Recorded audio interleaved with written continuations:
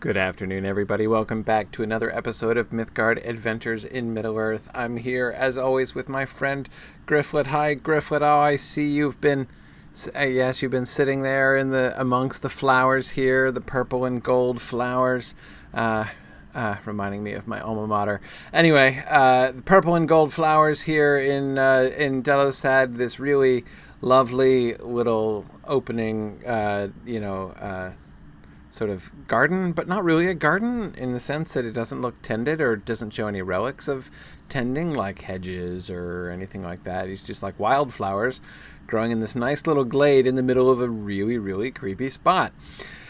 And so Gryfflet and I were just about to try to figure out Sara Oakheart's riddle. So she left the keys to Delosad somewhere or other, and I assume it has something to do with one of these leafy bushes, which I see all over the place. So let's see if we can get to the bottom of this. I'm gonna need some luck here, I think. Okay. Oh, first of all, I would like to draw your attention. So those of you who have been following, I remember last time I suggested you might want to follow the Signum Twitch channel as I go over there, and that's where I do my initial exploration with my highest level character Wigan, who just turned 76 now, about to go into mounted combat territory pretty soon. But anyway, so if you want to see me actually discovering parts of the game that I've never ever seen before, and seeing both areas and stories and quests and things that are wholly and entirely new to me, you should follow the Signum Twitch channel and follow Wigan's Wanderings. They're not scheduled. I just kind of do it whenever I get a chance. But that way, if you're subscribed, you'll get a notification. We also do post the recordings, not only of my Gryfflet adventures here, but also of Wigan's Wanderings on the Signum University YouTube channel as well. Anyhow, so this past weekend, Wigan got a tutorial. Many thanks again to Nitesh, Nitesh the Dwarf Guardian, who very, very patiently explained to me what I should be doing with my legendary items, which I wasn't taking full advantage of, and he gave me a bunch of other Guardian tips and things. And one of the things that I've learned from this, as you may already have noticed, is some changes to my UI. So I've added a couple more quick bars, which I didn't really know how to do. I kind of shrunk them down a little bit so I could squeeze two of them vertically over here on the right-hand side. So I've got all my consumables and food and travel and mount skills right over here, so I don't have to toggle anywhere, and I'm a little less crowded down here. And a bigger deal for me, I'm going to be attempting. Anyway, I'm going to be practicing trying to use the keyboard commands instead of I'm trying to be a reformed clicker, basically, is what I'm trying to do. So we'll see how that goes with Gryfflet. I've started to make a little bit of progress with Wigan. So anyway, again, thanks to Nitesh. And again, if you want to see that, if you've ever been curious, if you have questions about the legendary items especially, and making sure you know how to get really good relics and stuff. I learned about like a whole new class of relics I didn't even know existed, because I didn't even know you could scroll down that far in the Milton menu. So anyway, it was awesome. So we had a long session this past Sunday night. Again, the recording is up there on YouTube, so I encourage you to check it out. You'll learn a lot. And thanks again to Nitesh for his wonderful instructions. So okay. But anyway, Gryfflet, back to business. So let's try to get to the bottom of this Sara Oakheart situation. See who was this woman, at least in whose semblance we continued to rescue, I guess, Amarthiel for most of the epic quest line to this point. Okay, so the cover of the journal, right? Yeah, okay, yeah, right. We can just make out S. Oakheart. Weather today was gray and cloudy. Oh, that's important. Right, she's sharing the chickens with Laerdan, probably Laerdan, keeping N within the walls of Sithad must be a great sorrow to him, right? And we had what's the name of the elf lady over there? Is it Candleth? Anyway, the point is, she thought that was Narchuil, right? It was the ring that he was keeping imprisoned here. But I was saying at the time that doesn't really seem plausible, right? Because why would he be sad? Like, why would it be a sorrow? It might be a burden to him, or it might be a pain in the butt. But why would it be a sorrow to him to keep the ring within the walls of Sithad? So I think that's clearly not what S. Oakheart is talking about here. Okay, your predecessors, right? Okay, yeah, that so, and about how they're not understanding the lives of men, okay, right. He wanted expendable men, which were better suited for his purposes. I get it, because he doesn't want them to be exposed to N for too long. Right, interesting. Okay, and then something, presumably N is missing, and he fears the worst, and she's going to break the keys. Okay, right. And oh yeah, that's right, the awesome line about the stones being heavy around here. She's going to use some of the singularly dense stones of Tal Brunnen. Absolutely. So she's not going to tell the elf, again, probably Laerdan, where they lie. But here's your record. Okay, all right. Now we're ready, Gryfflet. Here we go. Stand at the stairs of Sithat, looking up towards the entrance. Okay, here we are. Here, Gryfflet, in fact, let's get right to the foot of the stairs. Okay, here we are. Turn to the left. Turning to the left. And walk forward to the wall. Okay, here we go. Forward to the wall. Woo! What? Oh, okay, sorry, a little column action there. Okay, we walk forward to the wall. That wall, I assume? Not this wall? Because it's almost right next to a gap, but... All right. Okay, then turn right and follow the curve until you see 4 pillars through 2 pillars. What? Okay. We're going to follow the curve until we see 4 pillars through 2 pillars. All right. Let's see. I don't see any pillars through these pillars. I don't see any pillars through these pillars. Do I? Wait a second. Hang on. There's a bunch of pillars in there. But, like, from what direction am I supposed to see 4 of them? I see, like, 2 pillars through these 2 pillars. And look, there's 2 different pillars through these 2 pillars. Okay, let's keep going. Oh, wait. Dead end. Hang on. Let's start again over here. Maybe we're supposed to start a little further down. Let's see. We're following the curve. Do we see? I see 2 pillars through 2 pillars. If that counts as a pillar, it's really a pilaster. In fact, all of those in the back are pilasters. But maybe Sara Oakheart didn't know that. A pilaster, of course, is a pillar, not a freestanding pillar, but one that's like embedded in a wall, right? Well, architectural vocabulary. See, I learned something in Art History 101 when I was in college. I totally benefited from that class. Okay, yeah, I'm seeing 2 pillars. If I just, like, I can almost see 3 pillars through 2 pillars.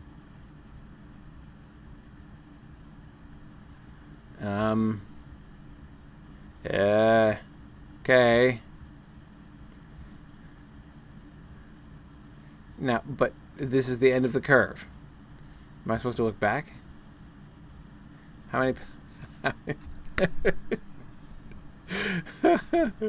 The ironic thing is, I had exactly as much trouble with this the first time. Am I supposed to be looking out?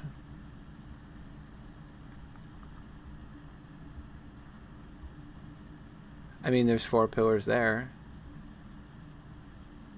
Anyway, I was supposed to walk between the 2 and look to the right of the 4. You will leave the keys always in the shade, so presumably in the... Okay. If these are the 4... Maybe it's over here. Gryfflet is totally guessing now. You can just go bush by bush. No, that's not it, obviously. Okay, all right. Let's do another theory. Maybe... Is it nighttime? Of course it would be nighttime. Oh, it's the late watches of the night, at least. It's going to be dawn soon, so at least I could actually see any distance. Because remember how, when I was over there, right? Okay, starting at the beginning again. All right, thank you, Rotted Diary. Let's not block half the screen. Okay, I start over here, and then look like, here's the gap, right? So what if instead of stopping at the inner gap, I go all the way to the outer gap? Maybe it's not referring to pilasters at all. Okay, so we come here.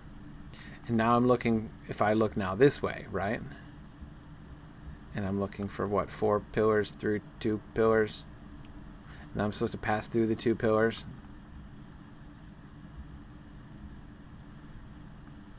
I can't see a bloody thing through those. Oh, wait, okay. I see pillars in the other side, kinda. All right, that's a better angle. It would help if it were daylight.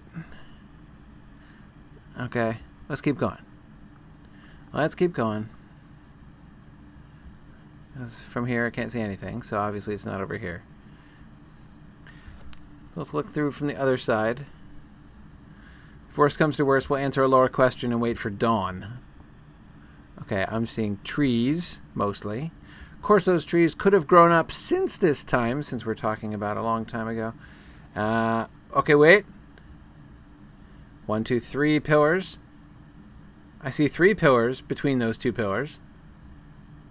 That's close. 0 pillars through those 2 pillars. Hang on. All right, this is 3. I'm trying to convince myself I can see a 4th pillar, but I really only see 3 pillars through that pillar. So let's keep following it around. Oh, hang on. No, that's 0 and 0. Okay. We'll keep going. All right. Oh, okay. Still can't see any pillars.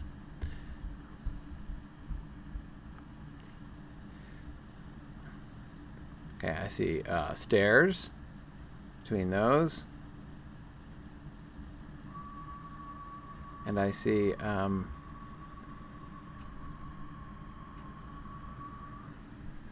1, 2, and a tree. But, you know, if it's way over here, you'd think she would have told me to go the other way, right?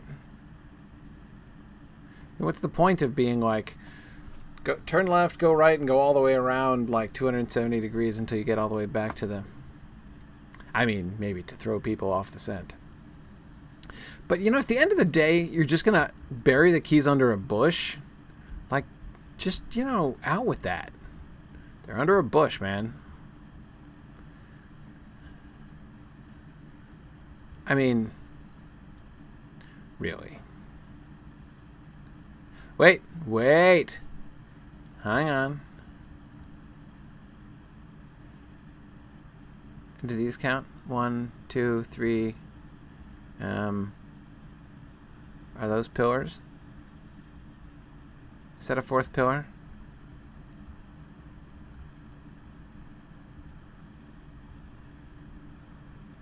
If that's a 4th pillar, there should be a bush over here. Okay, see, there's 1, 2, 3, 4. I totally saw 4 pillars, if you count pilasters. Is it this bush? No. Darn it. How close are we to dawn? I can't see the inner pillars. Because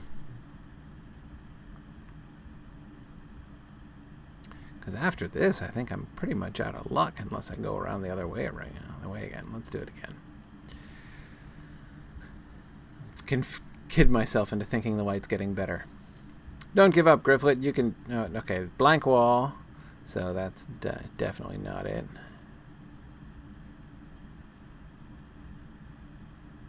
All right. No. I'm getting nothing here.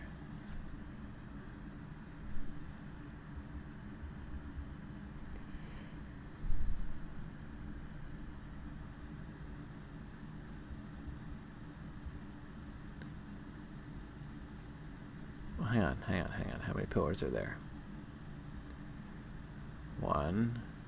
I can kind of see...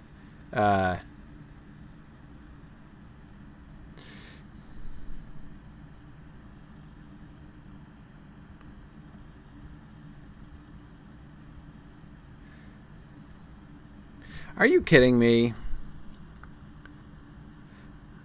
Okay. People are feeding poor Gryfflet hints here. Saying that the 4 pillars are actually trees. That's just not right. I'm sorry. That's just not right. For several reasons, right? First of all, it breaks the historical frame. Because if this was done, some time ago, right? I mean, we don't even know exactly the date of when this was. We're not talking about the lifetime of Sara Oakheart. She croaked goodness knows how long ago, right? We're talking really about the lifespan of presumably 2 elves right? Or at least one elf of Laerdan, right? And all that stuff in the journal about the how elves look at the world so differently, and like okay, right? So and the human's lifespan is coming and going. So Laerdan has imprisoned N, whatever N is, right, within this place for the lifespans of numerous men, right? And is Sara Oakheart really dumb then that she's going to steer this by trees? And these trees are not like ancient oaks in here, right? These trees are not that old, these skinny trees in here. And so in the midst of this like completely pillar and pilaster filled place, we're going to metaphorically we're going to choose the word pillar to describe the trees. So first of all, we're going to use trees as our landmarks. These things which presumably were saplings at most at the time that Sara Oakheart lived here. And then we're going to use... that's just wrong. That is just wrong. I can't even see how many bloody trees I can see. Okay, all right. Well, I think I can see 4 trees in through here. So what? This bush?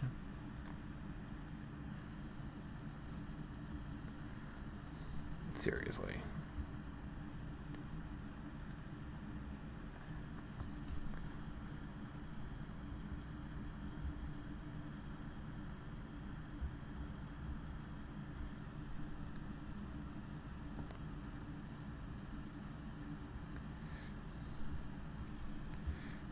Don't know what you want from me, Sara Oakheart. Can't even see the trees in this dim light anyhow. That is if trees is the answer, that is a bad riddle. I am disappointed. Of course, you could argue that Gryfflet is just a little bit fixated on architectural features, which, like, I get, right? But still, honestly, just doesn't make any sense. It's wrong on so many levels.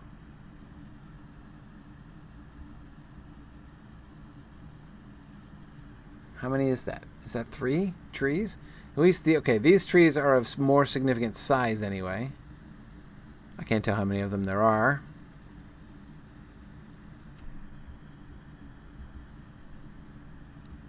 Is that 3? Oh, that's 4. That's 4 trees. Right there. 4 trees. So I'm supposed to look to the right of the 4 trees? In short, I'm just going bush to bush, essentially. Aha! Ha ha! Ha ha! Ha. I couldn't even tell when I was looking through it that those were 4 trees. Okay, Candleth. I've got some complaints. Stupid Sara Oakheart. Dumb idea. Grumble, grumble, grumble. Okay. All right. But Gryfflet is ever persevering.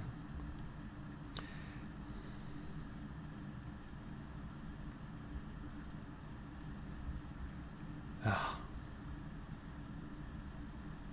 Is it going to be daylight? All right. Maybe I can complain to this elf over here. She'll probably understand.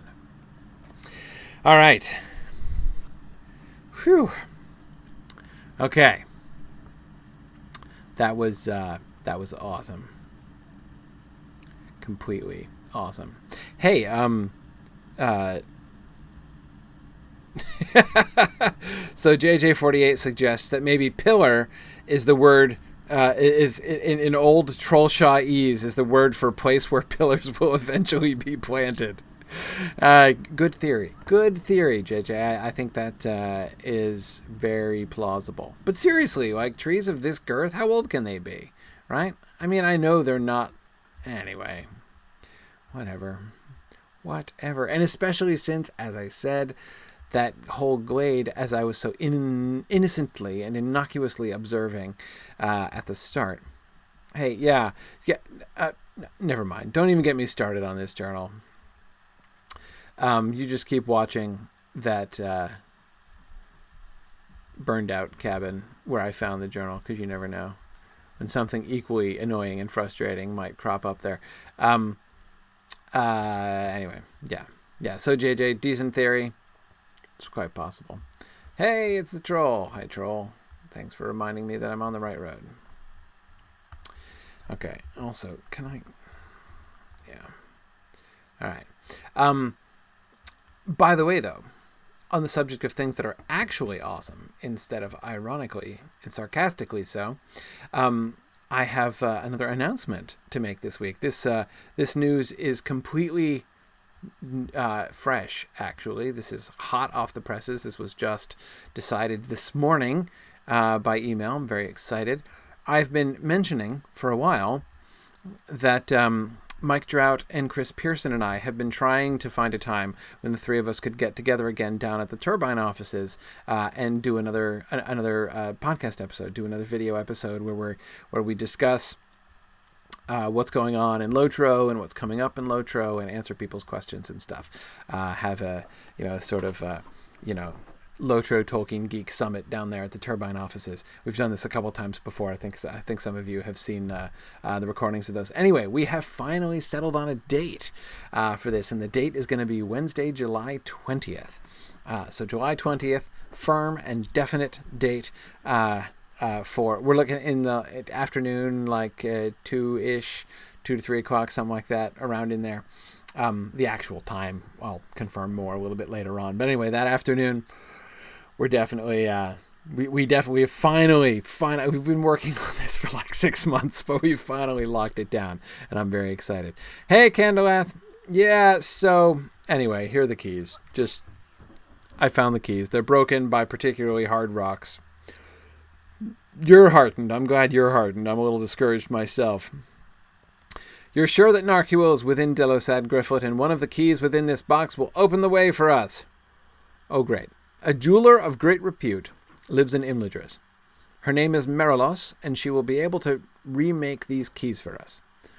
Be warned, she is stern and slow to befriend, and while she will certainly help us, she will likely ask for some service in return.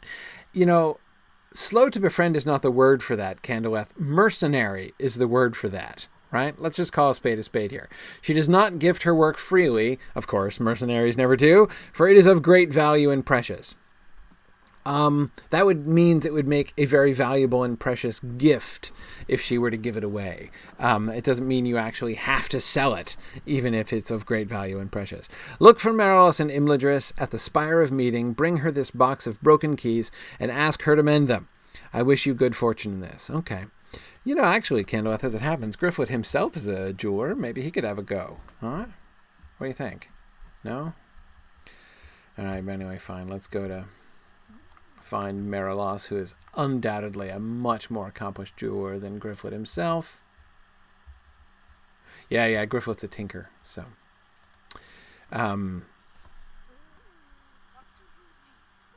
Okay, yeah, so let's go to Rivendell. All right.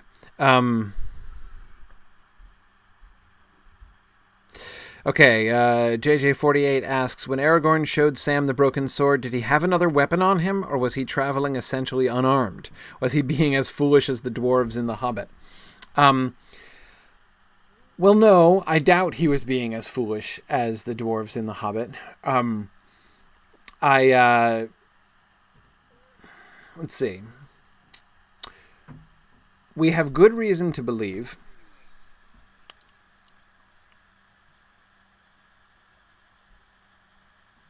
so I'm going over the, oh, sorry. No, I'm not leaving here quite yet. I've got to talk to, I got to go see the fee I'm going to be charged, excuse me, by the mercenary jeweler of Imladris. Let's mount up, because that always makes it much more entertaining to cross bridges in Rivendell. Let's go this way.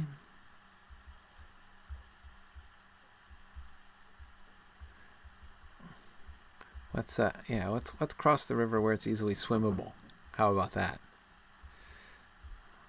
Yes, I'm getting my there it is.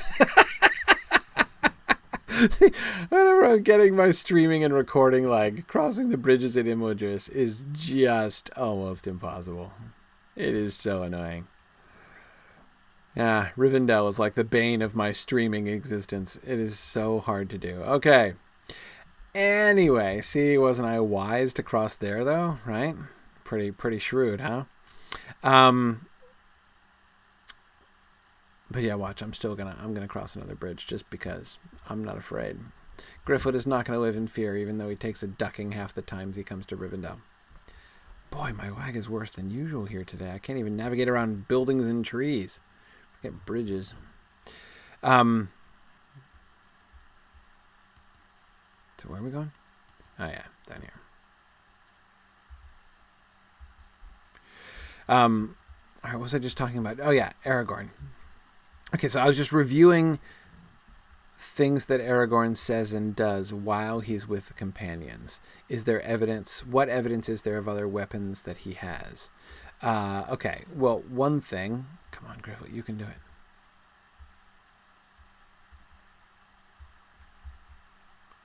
All right, that'll do.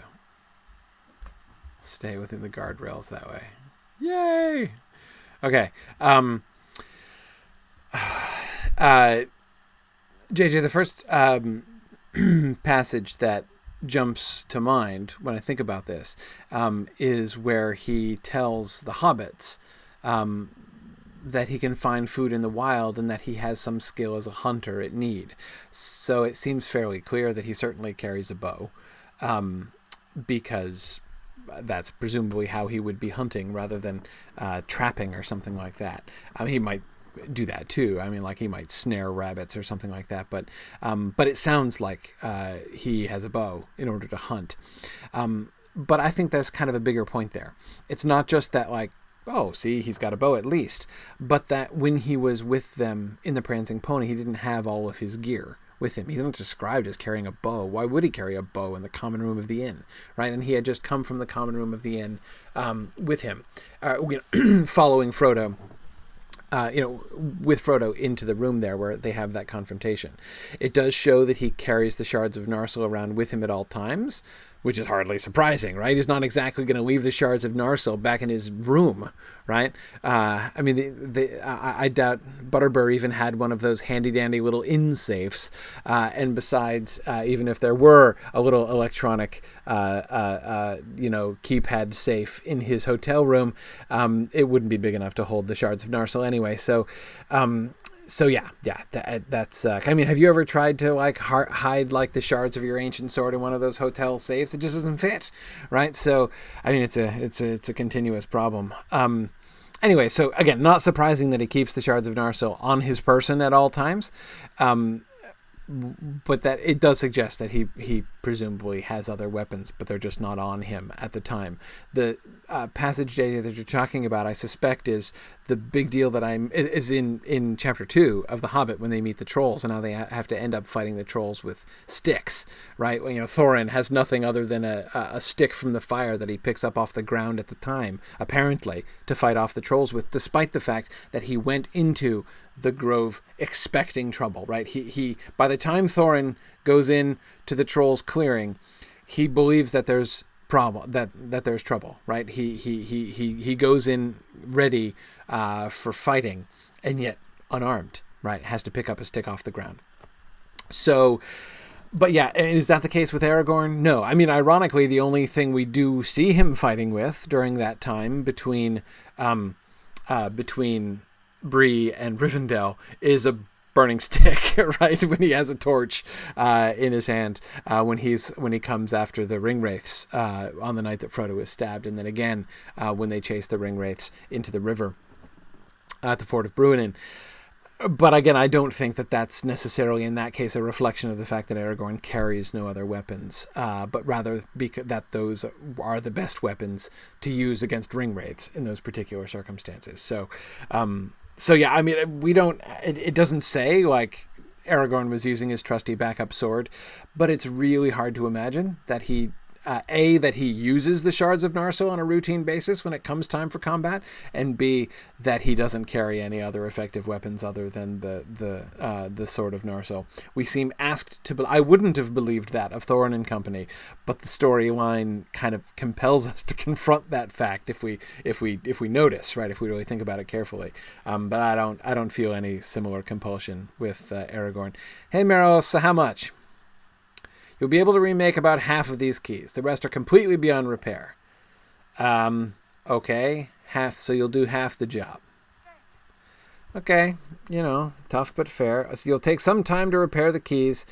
And if I would be willing, I might be able to help you with a small matter. Okay, you're asking for my help, not demanding a price. I'm glad to hear that. I gifted a number of fine gems to a traveler who possessed an interest in learning the finer points of jewelsmithy, but he was beset by goblins. Though he escaped with his life, many of the gems were stolen by the creatures. Journey to Goblin Town, which lies within the High Pass, and return to me with a handful of these coveted gems. By that time, I shall likely have finished restoring the keys you've brought to me, and I'll be able to return the stolen gems to my unfortunate friend as well. You will not find these gemstones in possession of goblins on the surface, for the creatures that seized these gems likely brought them into Goblin Town, the better to protect them. Great.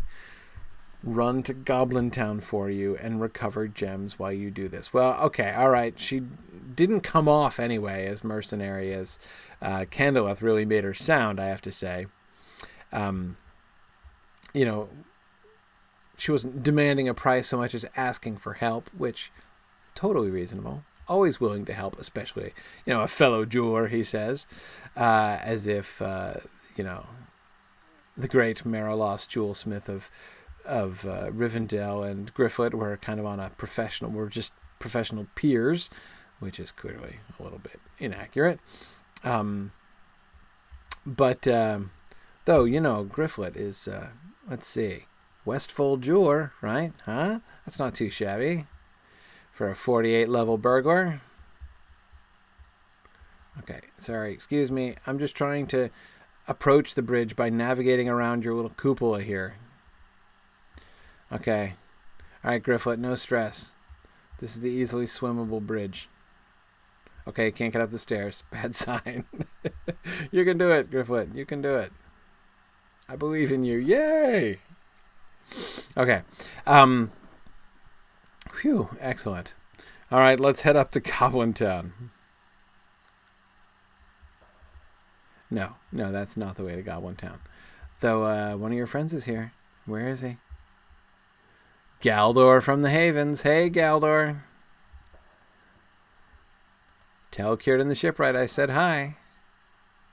Also ask him why he has a beard, because I've always wondered that. Círdan the shipwright being the only bearded elf on record that I know of. But there it is.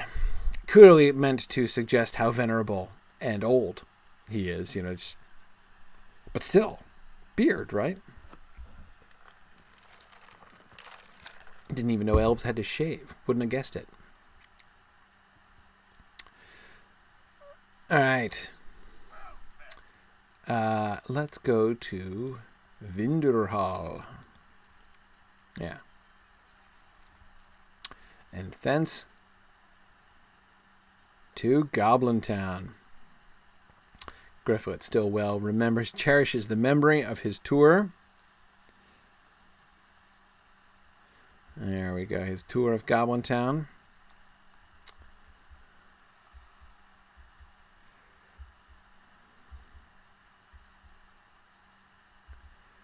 Okay. Are the mobs up here grayed out? I think not, as the longhorn stags are not. And so that's fairly suggestive. All right, let's try riding. Might get back on foot again later on. Okay, let's see. Finken Elodie asks, you're curious, how do I pronounce smile and mickle delving? Yeah, it's definitely mickle delving. Mickle is an old English word. It's from an Anglo-Saxon word, mutual, which meant great or a lot. But it's as it's the ch is definitely hard, mickle, because it's evocative of the sort of the newer word. Remember the Hobbit words.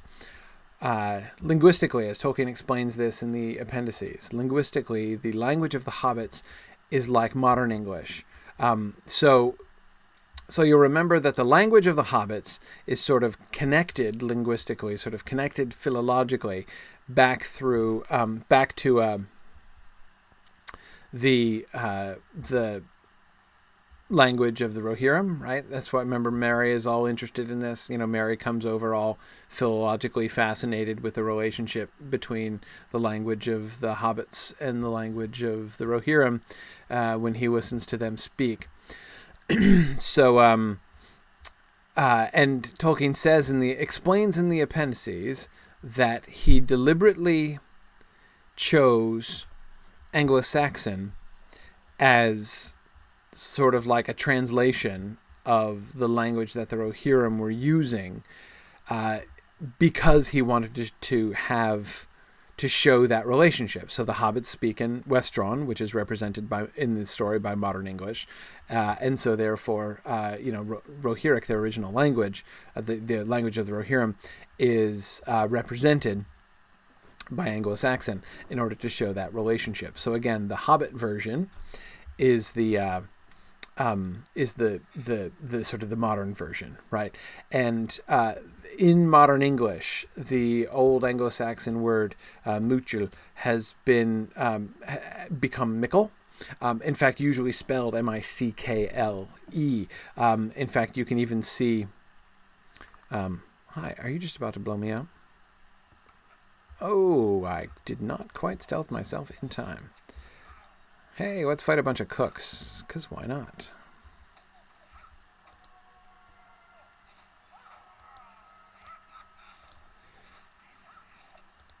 Oops, I'm clicking. See, I'm not supposed to do that. Stun. Oh, too late. Hey, I found a gem. Sweet. All right. Shh. We're sneaking.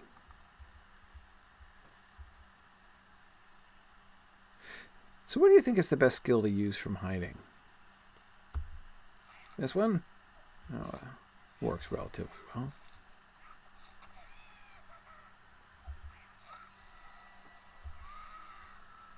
No gem.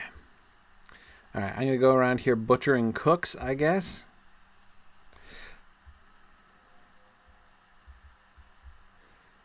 And hoping that for some reason the kitchen staff has ended up with these gems. But first, let's burgle.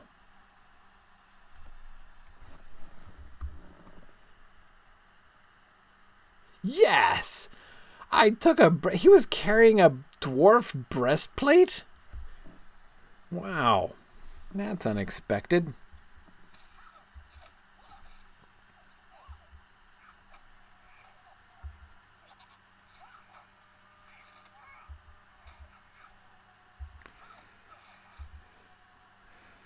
Anyway, as I was saying, and I'm forgetting which of the... You know how Tolkien gives modern English equivalents of many of the Rohirrim names, right? I'm trying to remember which... What's the thing that he translates as Mickelberg? But it's the same. That's the same word. Hey, look! You see that? See that? I just did the keyboard command for my my interrupt skill, right? They just set me on fire. Well, what did you just use? Like skill pour scalding oil on invading hobbit? Hey, 4 gems. The kitchen staff really made out in this whole gem thing. All right. I'm forgetting. What is this? Diversion. Divert while in stealth. Right. Okay, so that's why if I want to... I got to remember to do that. I keep forgetting about that skill.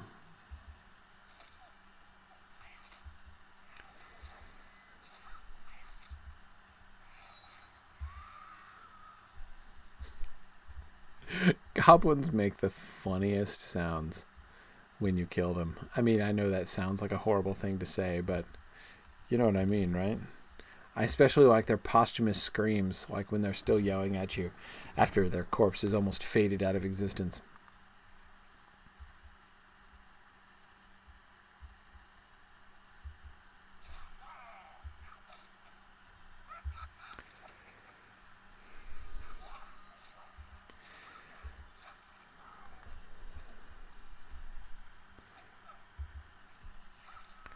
Oh yeah, a little stunning action there. Oh, no hope. Okay, 6 gems, making progress. All right, I had another question. Okay, so Mickle delving, definitely Mickle delving, and smile. Yeah, smile is a 2-syllable word. Do I want to go in among the ward keepers? I think I might be able to do better. That is to say, get mobbed by fewer people at once.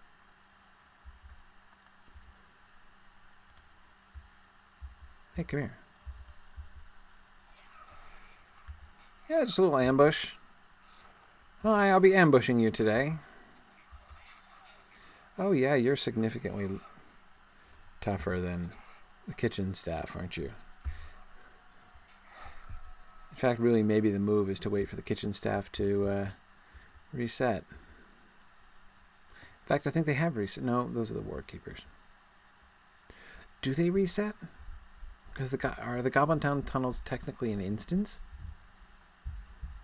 So they're not gonna regen until I leave and come back? I guess I could leave and come back.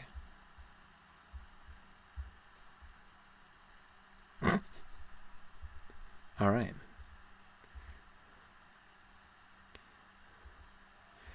Looks like somebody else came in looking for the kitchen staff, found only me and was disappointed and threw a snowball at me or something.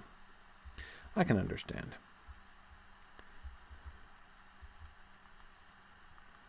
Let's see. Let's see if I can sneak up on this guy. I can always run for the exit if I get mobbed by too many. Let's see. Yeah, he's got a warg over here. It's okay.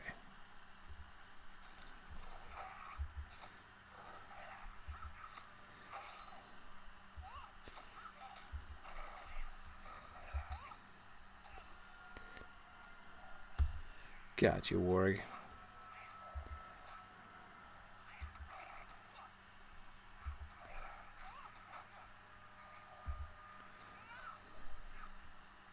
No gems, though.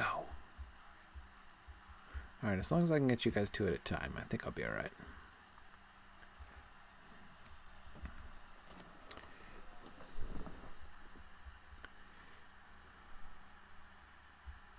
The chat room says they will respawn. Well, they're not doing it fast enough for me.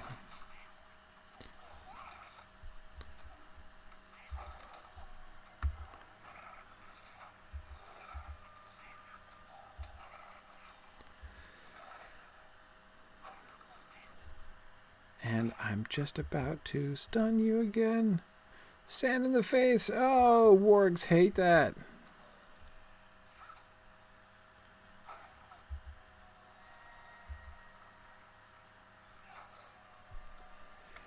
Alright, one more gem. I guess they didn't share their gems with their wargs. I suppose that makes sense.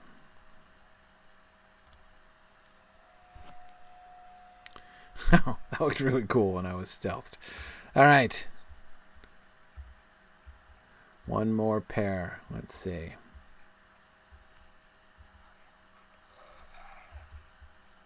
Oops.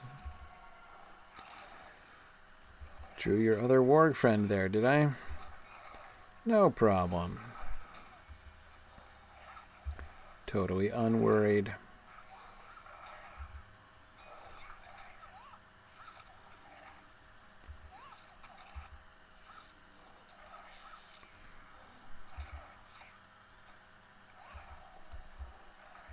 Yes! Got my last gem. And I'm not even in very grievous danger of death.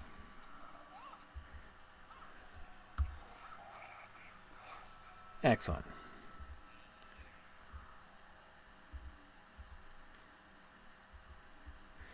let us limp our way out. Oh, and there's the kitchen staff back again. I love the cook who just walks around with the pot of fire on his head. Yeah. Out we go. Follow me into the great outdoors if you dare, kitchen staff. Okay. Oh, wow. JJ48 is full of questions today. Okay, so JJ asks now, when Gandalf says, "To the east I go not," does he mean Mordor or Rhûn and lands beyond? If Rhûn, why doesn't he go there? Yeah, I don't think to Mordor. Okay, so context for everybody who doesn't recognize the quotation. This is these are the words of Faramir to Frodo.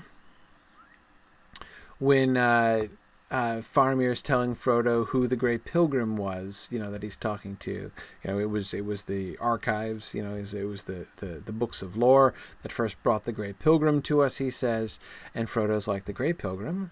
Who the heck are you talking about? I missed it. Where's the path up? Excuse me. I just walked right past it. There it is. Anyway, so Frodo's like, who's the Great Pilgrim? And then Faramir quotes him, Gandalf, of course, giving his names. This is a very famous passage where Gandalf says what his names are, and he says that his name is Gandalf in the north, and it's Mithrandir among the elves, and Forn among the dwarves, and that he is called in the south Incanus, and to the east I go not. So it's that last bit that JJ is asking about, to the east I go not. What did he mean by the east, and why doesn't he go there? I do believe that it's to the far lands of Rhûn. It's not Mordor. He's not saying, like, they don't know my name in Mordor, and I don't care what they call me over there, because it's probably not very polite anyway. No, so I don't think that that's a reference to Mordor and to Sauron themselves. I do think it means the Eastlands, like Rhûn, and wherever the Easterlings come from, out past that edge of the map. So I'm trying to stay away from the edge so that I don't end up lagging and throwing myself off this cliff, because I don't want to throw myself off this cliff. Yes, I do.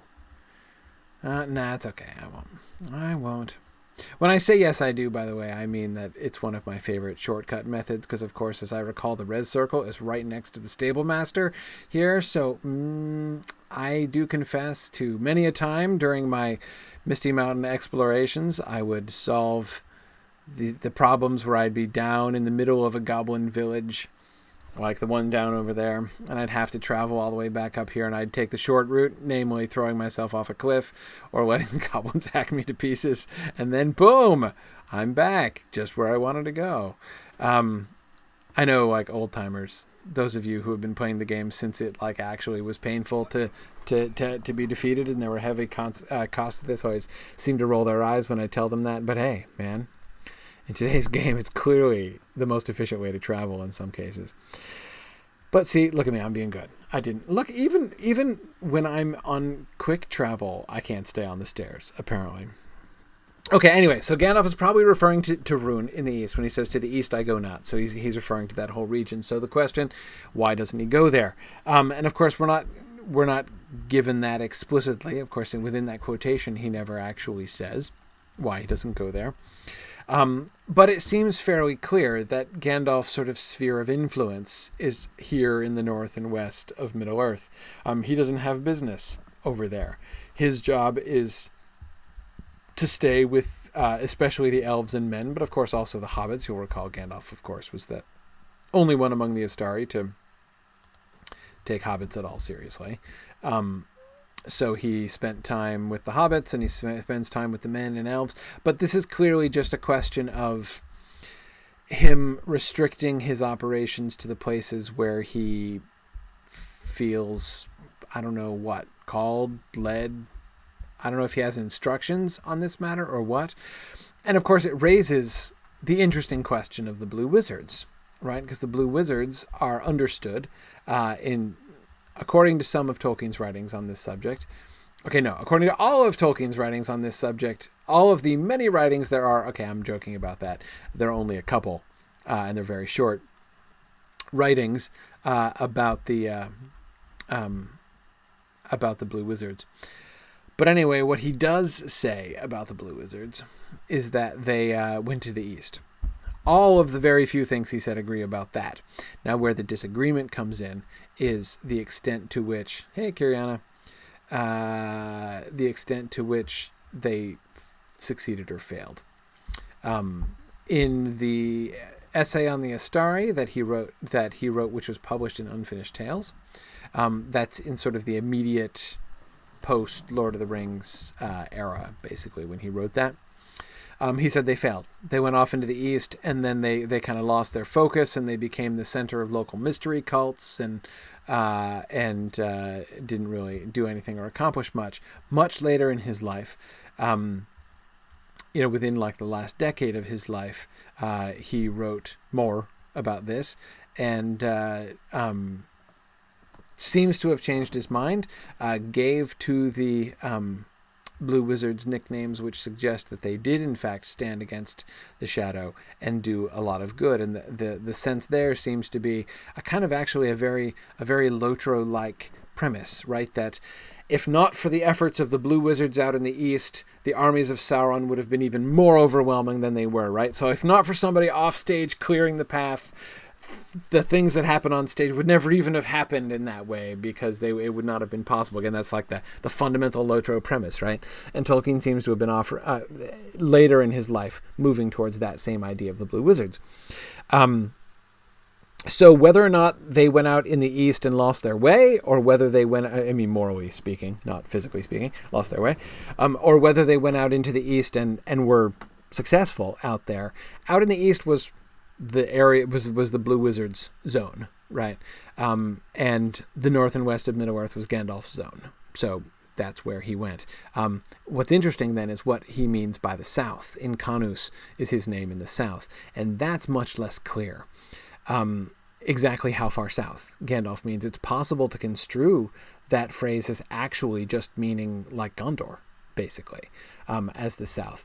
Yes, he's called Mithrandir, but in Gondor in the book, but that's because they're using the Elvish speech, right? And so one reading of that suggestion is that like Incanus is Gandalf's name in the native tongue down there, rather than in Sindarin.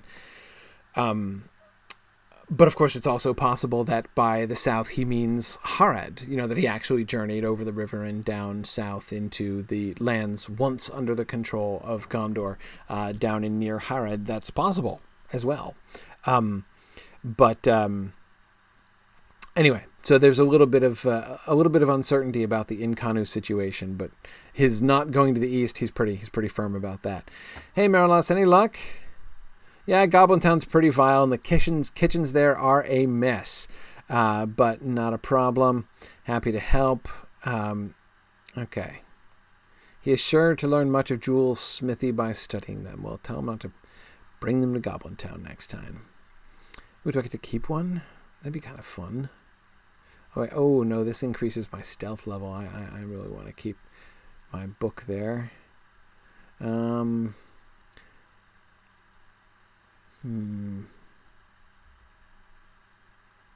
Yeah, both my earrings get... Oh, a mace? That could be nice. In combat power regen? You don't say. Alright, I'll take your mace, Meros. Okay, I'm minding your words. Half the keys were broken beyond repair or were missing their pieces. Return with these repaired keys to Candleth and give her my regards. Would that I could have repaired them all, but know that I succeeded where most others would fail. Okay. All right. Modest as well as mercenary. It was not an easy assignment. I know. Boy, I know. Sara Oakheart really did a job on those things with those heavy rocks of Tal Brunnen. Okay, back we go. Did I give her the rotted diary? Why would I have given her the rotted diary? Did she need that to repair the keys?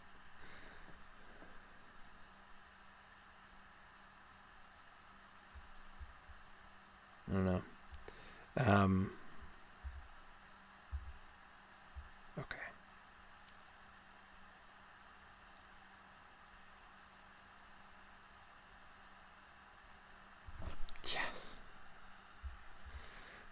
Okay. No, not to the waterfall. All right. Excellent. Excellent. Let's see. What time's it? Oh, we're good.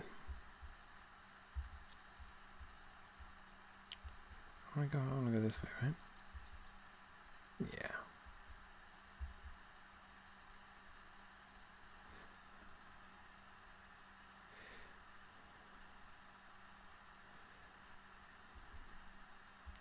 I want to see if I can get into Delosad here today.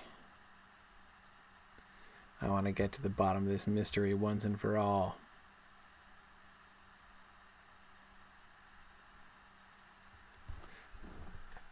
See who exactly Sara Oakheart was guarding. As I certainly don't believe that it was a what. I mean, after all, if you're hiding the Ring of Power, why would you hire a human woman to be its caretaker? It just doesn't make any sense, really, in any way. Thanks, man. Going back to Candleth.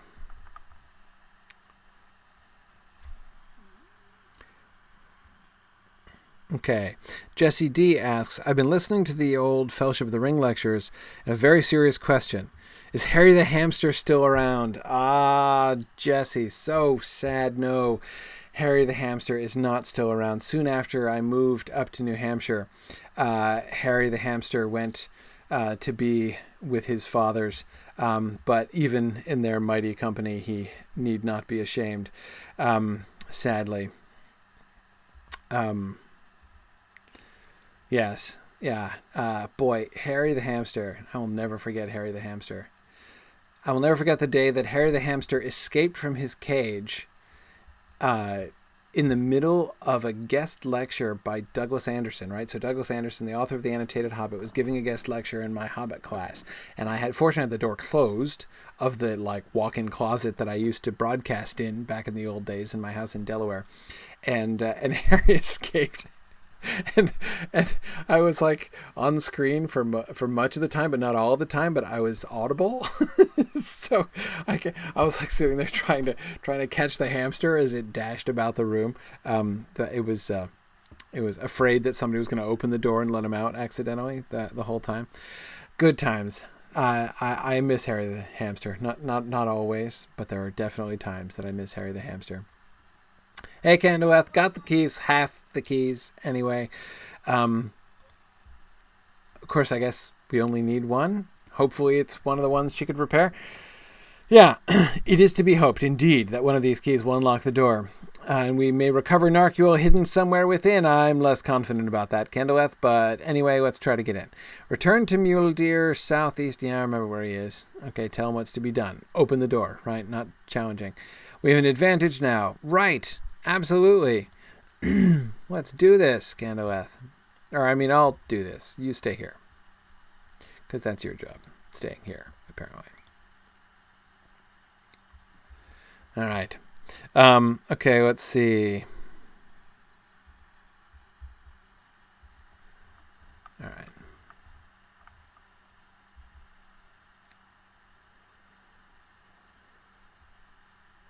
Excellent. Off we go across the river to Delosad again.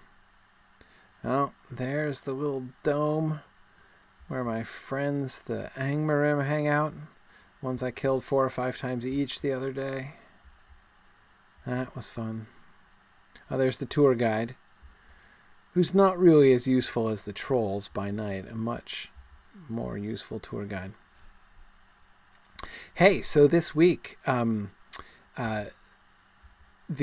courses for the fall at Signum University are officially open for registration. So that's always a fun time. We have my course on The Hobbit, which hasn't been offered since spring of 2013, I think, is now being offered again. Verlin Flieger's Tolkien and Tradition class, Amy Sturgis's Sherlock Holmes class, and one of the real features, Dimitra Fimi. Oh, here's the cottage again. Hey there, burned out cottage.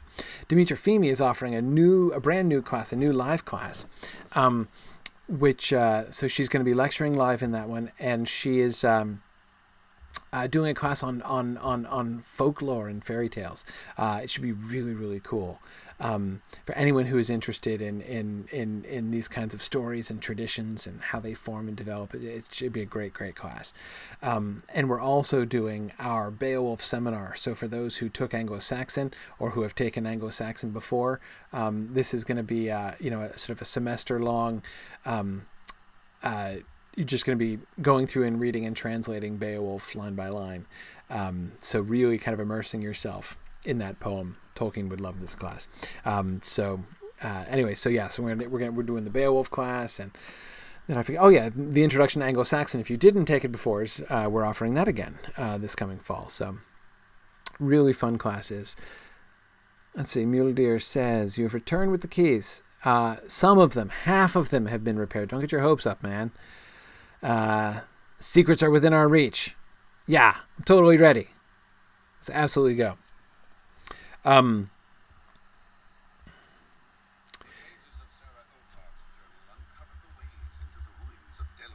Right. Right.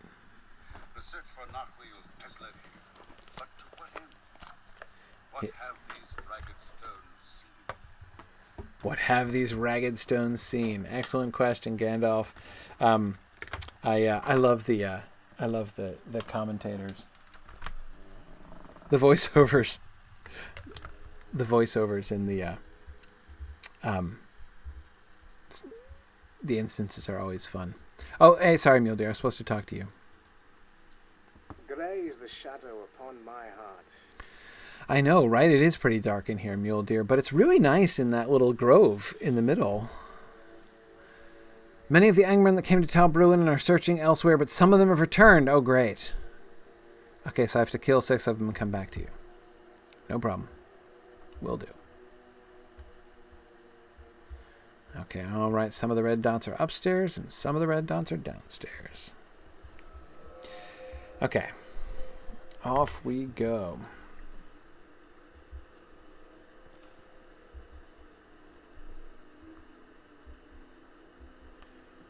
Ooh, Angmarim Searcher.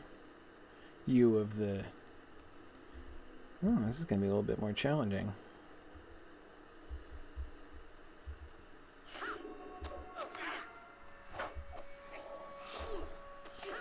Oh yeah, I got you.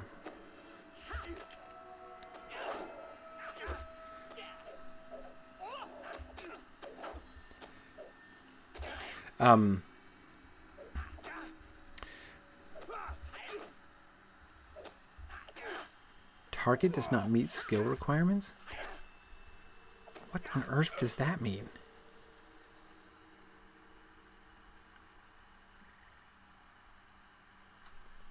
What requirements does that guy have? Sorry.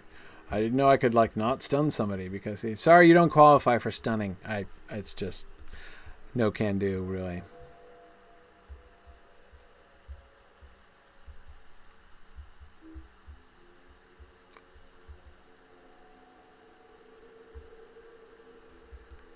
Would you stand still? I'm trying to stab you in the back. That's better.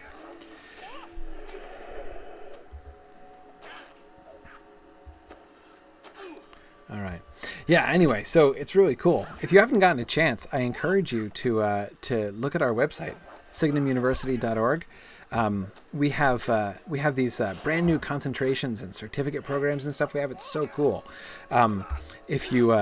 If you've ever thought about wouldn't it be really cool to get a degree or a certificate in Tolkien studies, if you've ever really wanted to really kind of fully dig into the lore, and because I know a lot of you, as is very clearly evidenced from your questions, are very serious Tolkien fans from way back, and I know that really is one thing that draws a lot of players to Lotro.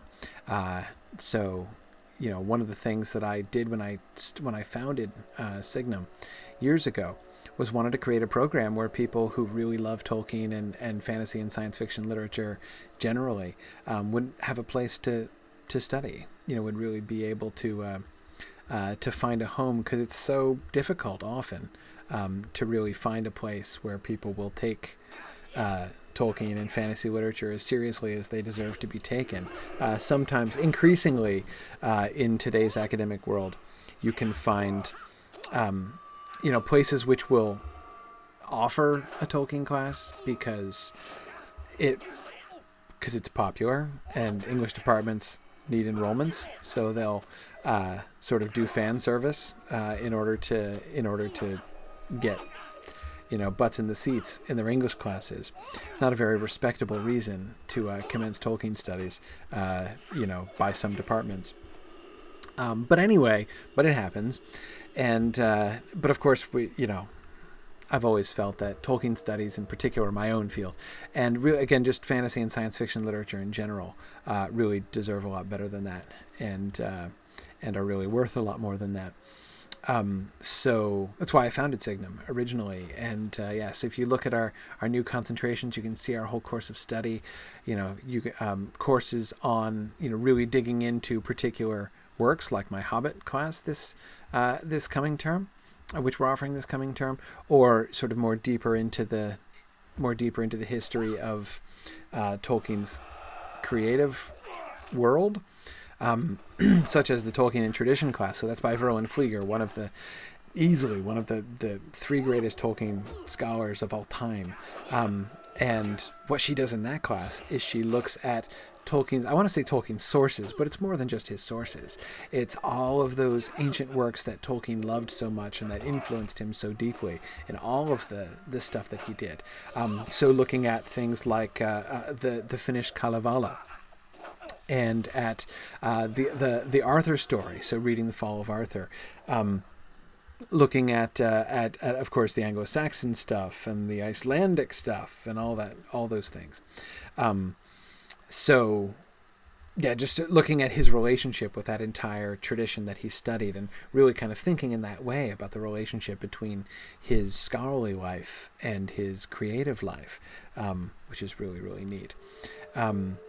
Anyway, and then I was telling you a little bit about Dimitri Fimi's class, which is just a great opportunity. I don't know if you have heard of Dimitri Fimi. She teaches in Wales at Cardiff, and she's visiting with us for this semester, and we're so delighted to have her.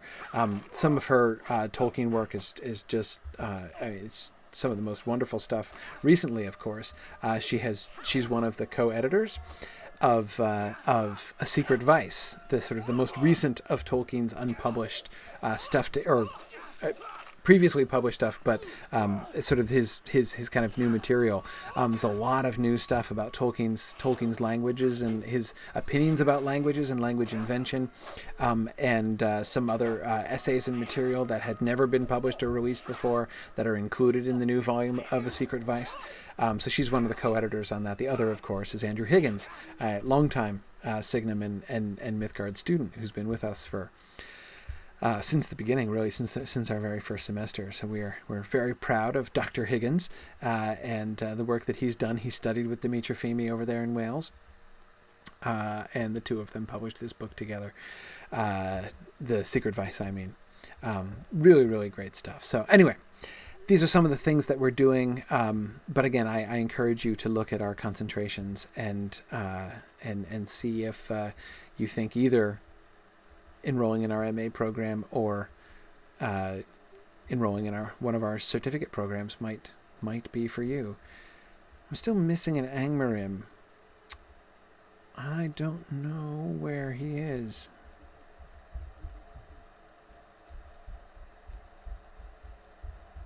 Hello? Ride around because I didn't see any other red dots. Did I get them all?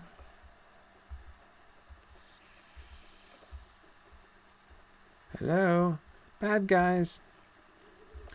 Missing a bad guy.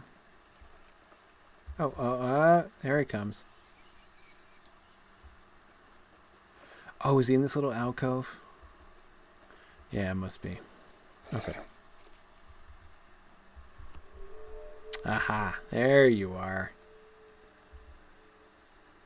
Hiding from me in here. The searcher who's hiding. Certain level of irony there. I hate trying to sneak up on people who are walking away. It's just inconsiderate for one thing. I mean the walking away, not the sneaking up, of course.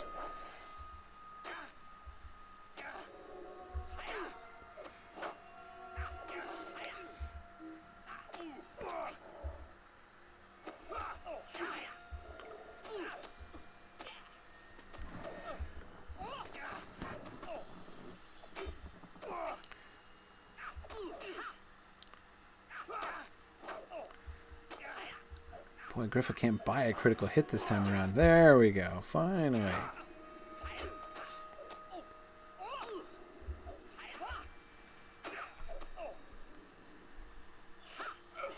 Oh, finally. Okay. Excellent. Okay, mule deer. All clear. I'm going to open the door now, but I'll talk to you first. You can come out, mule deer. I cleared the way. A shadow is on my spirits. Oh, come out of the, you're sitting in the tunnel. That's why. Okay. Oh, good. Uninterrupted exploration. That's what I like. Before I try the door again, Deosat is an ancient place and some memory of great evil hangs over its stones. I fear that something terrible came from there and would ask you to keep a clear head while you're inside. Good advice. Examine anything that seems unusual, for I believe that the memory of whatever sorrow hangs about that place will make itself known to you. Learn what you can, but remain wary. Creatures of the dark are drawn to such places, and you may need to defend yourself from them. So there might be monsters that have come in here because they're drawn to the darkness. Got it. You'll stay on guard out here. Oh, good. Yeah. You keep up the good work here. Keep kneeling right there, because somebody has to. And I will head in. So exciting. Open. Yes. Somehow I just knew one of those keys would do the trick. Hey, look, it's a brazier. I think I should light it. Just because I'm getting this irresistible urge to light this brazier. I'm supposed to examine unusual items? Why? That's not a ring of power. That looks nothing like a ring of power. Maybe the... Anyway. Oh, I'm getting a flashback. Laerdan and an elf maiden. Where are we going? Hey, Laerdan. Father, I am frightened. It's kind of creepy in here, Laerdan. Why are you bringing your daughter? You don't remember how you came to be here? Laerdan, you just walked in with Laerdan. Narmeleth, right, which starts with an N. So Narmeleth is your daughter, Laerdan. You won't let them hurt you anymore. Who's them? Who was hurting your daughter? It sounds horrible. Glad to see you being a good dad, Laerdan, protecting your daughter from harm. That's just right. I mean, Ghost of Laerdan. As you're clearly not actually here.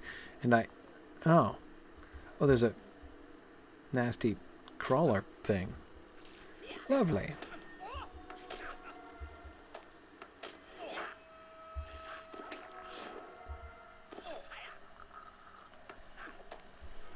Oh, good. Do I get one of those Trollshaws quests? Yes, I do. Excellent. The Trollshaws special. The Trollshaws auto bounty quest. Okay, no problem. Oh, there's an urn. There's an urn. That's an urn? Looks like another brazier.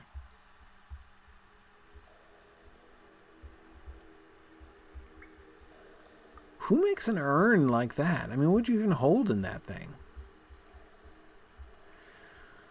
All right, Gryfflet examines wildly impractical urn.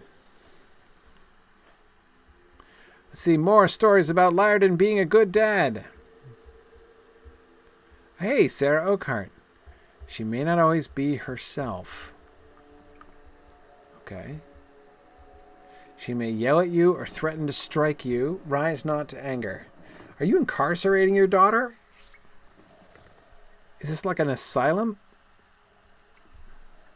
Okay. Yeah. Yeah, Sarah, let's hear about your duties. Get captured a lot. Run as fast as you can towards danger. Bring her meals twice a day and don't tell her anything. But treat her kindly and don't give her news of the world outside. Yeah.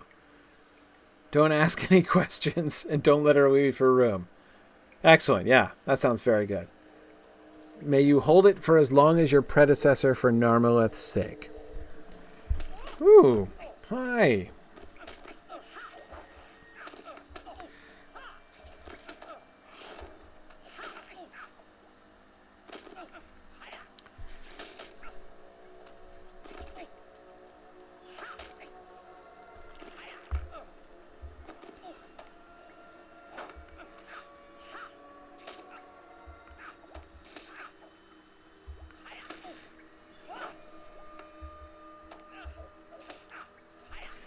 Okay, so Laerdan was talking about he won't let anybody hurt her anymore, but he's locking her up. Okay, so Sara Oakheart's job was as the keeper of his daughter, apparently.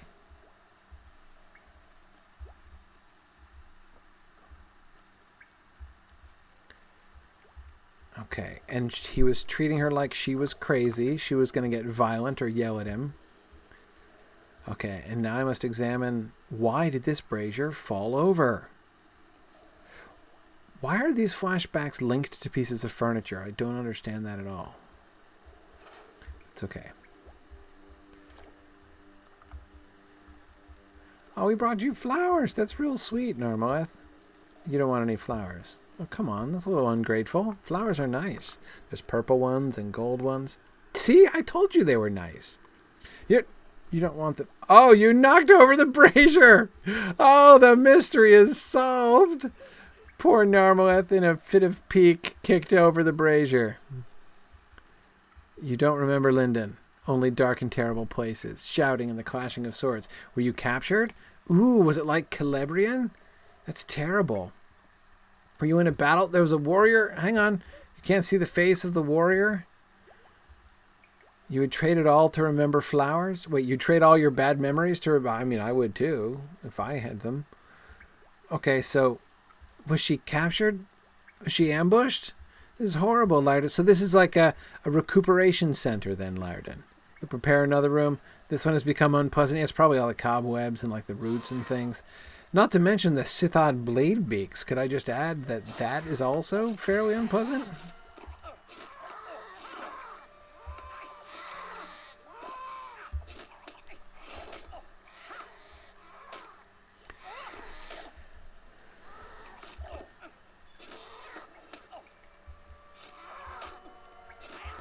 Yeah. Well, I just completed a tier 1 deed. How about that?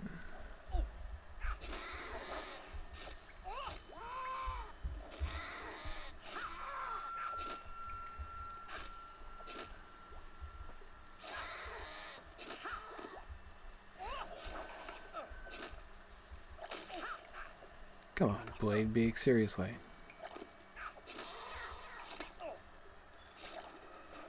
Phew. Okay. All right. What furniture mysteries shall we come to the bottom of next? Let's see. This is the way I came. Ah, another fallen brazier. Oh dear. And now for another episode of As the Brazier Tips. That's a terrible name. As the Brazier Falls. Whoa. Mordorith and Mura and Salvach. What are you guys doing? This is like visiting hours? Are you the terrible warrior that she remembered? Why are you so... Come back here. Hey. Did they kick over the brazier as they went by? The mystery of this fallen brazier was never solved. Oh dear.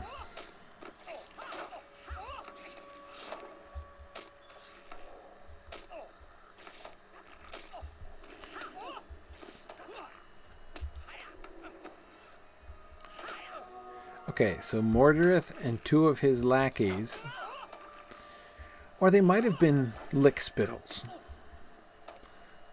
I think that might well be the case. Didn't they look a little lickspittle-ish? I mean, certainly compared to his, false iron crownedness. Is this water or an atmospherical mist? I guess it's water. Okay, and there are books lying in the water. That's terrible. Move the books, Gryfflet. Remove... Oh. Okay. Wait. Hey, Laerdan. What's going on? Oh, Sara, you didn't think... Yeah, what do you have there, Sara? Huh? She asked for books. You brought her books? Oh, you can't let her read? Oh, can't believe you defied her in that way. She can play as many video games as she wants, but she's not to read books. Yeah, that was some well-intentioned nonsense there. Yeah, why do we keep her locked up like this, Laerdan? This is a good question. What did happen to her? Was she kidnapped by orcs? Her heart was claimed by Shadow? Wait, like her heart? Her will? Would you not take it? Wait, her heart? I don't want her heart. Are you off? I'm so confused. Is there not someone who can help you? Yeah, the elves, like other elves. You know what your people might do if they knew Narmeleth still lived. What? What would they do? You'll tell Master Elrond when Narmeleth has recovered. So this is a clandestine in the Trollshaws. No more books. Yeah, honestly, seriously. We can't encourage reading and literacy among what? Exactly.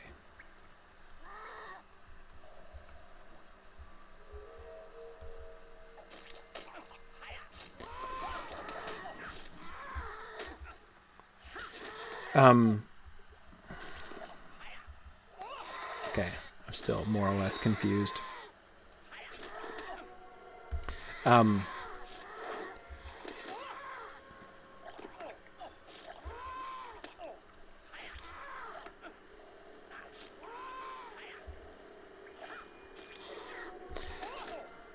So he thinks the elves are going to do something horrible if he reveals them. So he's hiding her from Elrond.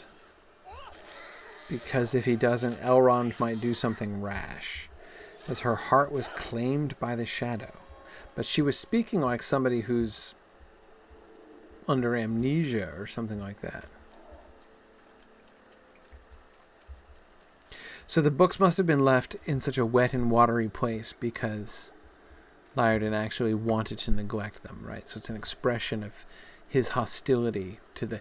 Oh, look, now this brazier has been tipped, but not knocked over completely, right? So this brazier is sort of in a middle state, which is probably a symbol. So, I'm getting the braziers now. Got it. Oh, it's all a complex symbol, right? So the brazier is... the first one was a brazier that was standing up, and that was when the two of them arrived, right? And then she kicked the brazier over, and so the brazier fell, and so the brazier represents her heart or her mind, right? And to show how it had been overthrown by whatever experience she had. And then there was another fallen one, remember, in the room when Mordorith and his lickspittles walked across, therefore indicating that he was part of the overthrow of her mind. And now this brazier is only tipped part way, so we're going to see her, I think, here like a little bit off center, right? But perhaps not wholly turned over to darkness, right? Because the brazier's, and it's a brazier, right? It's a source of light and of heat. Oh, of course. Very subtle, very cunning. Now I understand why we're examining furniture. All makes sense now. Let's see.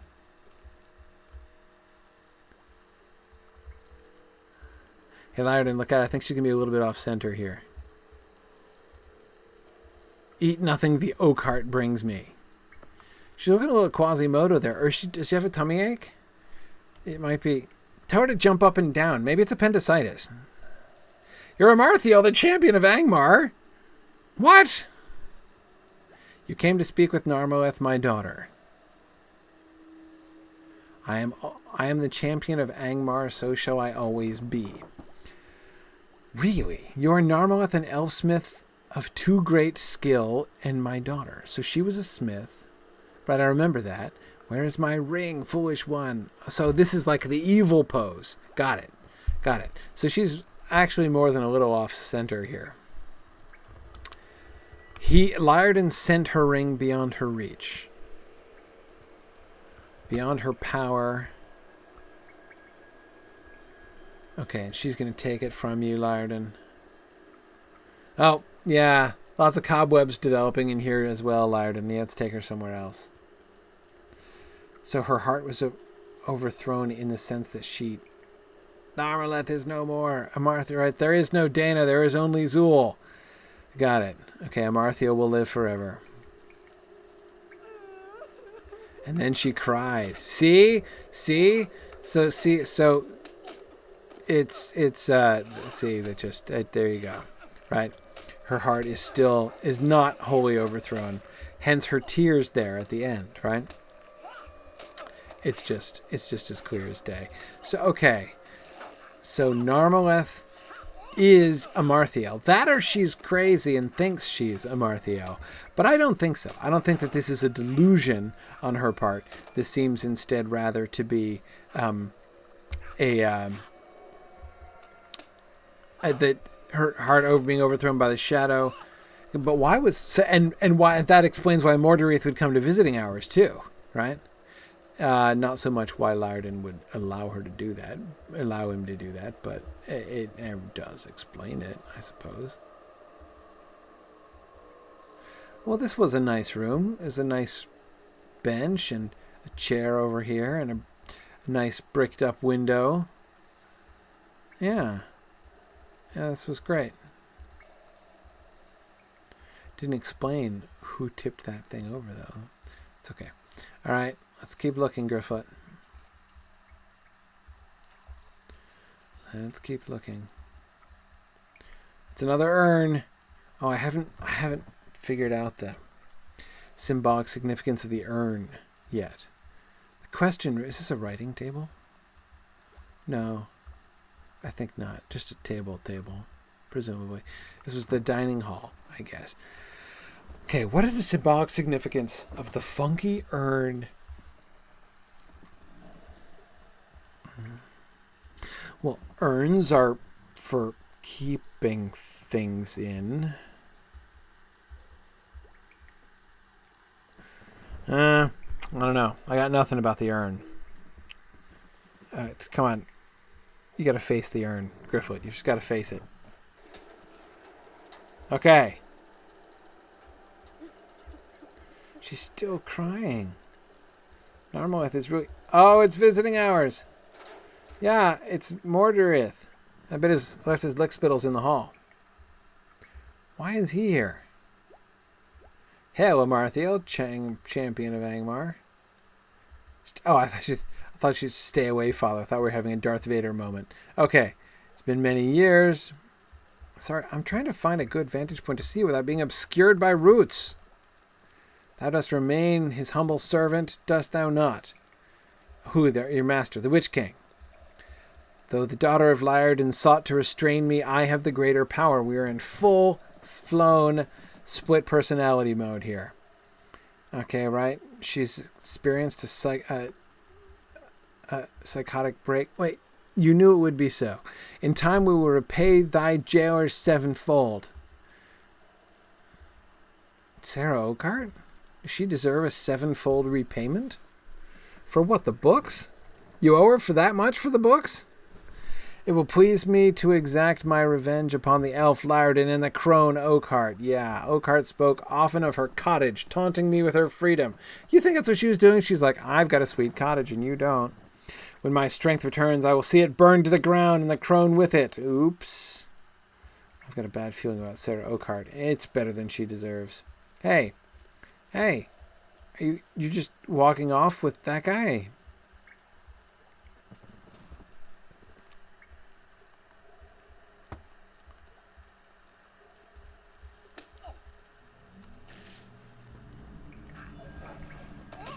Just one crawler? Really? So Mordorith came to get her? I guess?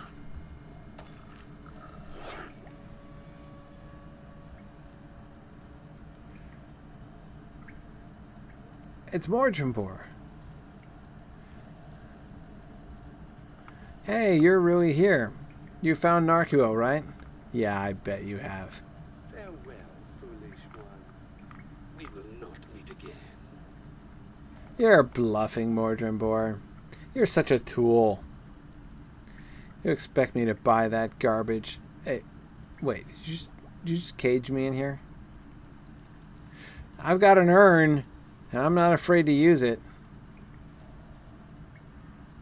I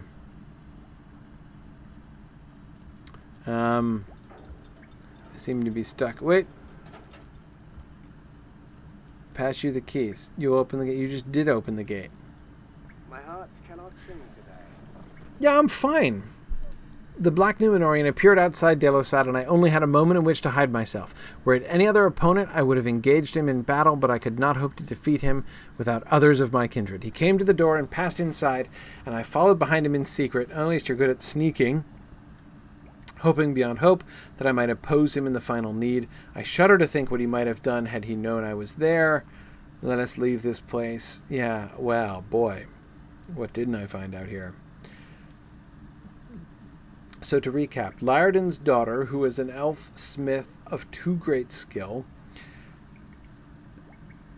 had her heart come under the influence of the shadow, and she became a Marthiel, champion of Angmar, but Laerdan defeated her and took her ring from her, took the ring of power from her, and then went to then took her here for a little, recuperative stay. But he didn't tell Elrond about this because he was afraid Elrond would do what? Have her summarily executed? Yeah. The rangers of Evendim mourn their numbers slain during Mordrimbor's escape from Tinudir. Yeah, it was sad. The Angmarim searched the wilderness for Narchuil, the ring of Amarthiel. Right. I fear that Amarthiel has already discovered Narchuil's resting place, and with it, the doom of the North. And with it, the doom of the... She found the ring of resting place. So she found the doom of the North? Hidden somewhere in the Trollshaws? Okay. All right. Phew. Go back to Candleth, and I think we're going to have to be done for today. But absolutely, let's go back to Candleth. Well, now I guess we know what came of Sara Oakheart. Now, how does this help me understand why on earth Amarthiel was disguising herself as Sara Oakheart, though? I mean, if the Sara Oakheart thing was just a gag from the beginning, right? If she was always Amarthiel from the... If we've always been rescuing Amarthiel when we thought we were rescuing Sara Oakheart, I can deal with that. But what was her purpose? Why did she conceal herself as Sara Oakheart?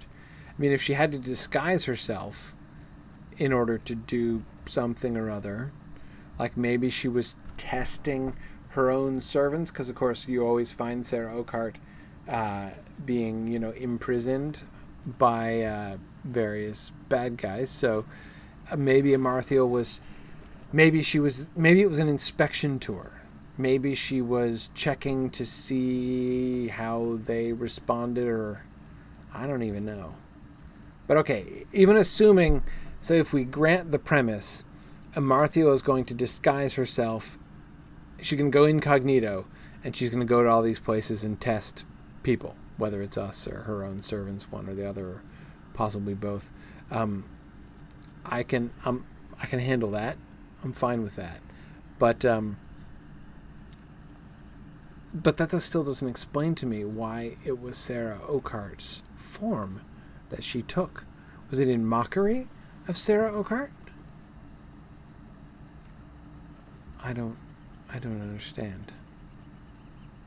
Did she know that Sara Oakheart would probably die because she was running directly and very quickly towards enemies? And so Amarthiel, was indirectly killing Sara Oakheart multiple times? I just don't get it. My face is etched in sorrow because, man, boy, it really... You're not going to believe this, man. Oh, yeah, I think this is the one. Whoo! I level up just as we go from chapter 12 to chapter 13. Okay, yeah. Amarthiel's forces have recovered Narchuil. That's totally what I'm saying. Terrible news, I agree. Elrond must be told. Okay, I know where he is. Yeah, alright. Okay, we'll do that. We'll do that. Oh, good. Hobnanigans is here. I had no idea. All right. Excellent. Well, thank you, Candleth. I will go straight to Elrond and tell him that. But I'm going to have to wait until next week. In fact, it's going to have to wait till after next week because next week No, wait. Next week I'm fine. Next week I'm fine. It's the week after that. So Gryfflet will be here at the normal time next week, and the week after that I'll be on the road and almost certainly unable to broadcast. So Gryfflet will be back next week, and we'll carry this distressing story up to Elrond and Rivendell. And then the week after that, I will be away. And don't forget to mark July 20th on your calendars for the day that Professor Mike Drought and I are going to be visiting Turbine and talking to the awesome Chris Pearson and doing some serious lore discussions there down in the Turbine offices. Thanks. And again, don't forget to look out for me on the Signum U Twitch channel if you want to follow Wiggins' Wanderings as well. In the meantime, as well as a bunch of other really great shows from Erithart and the Girls of Middle-earth and others. So thanks very much, and I will see you guys later. Bye now.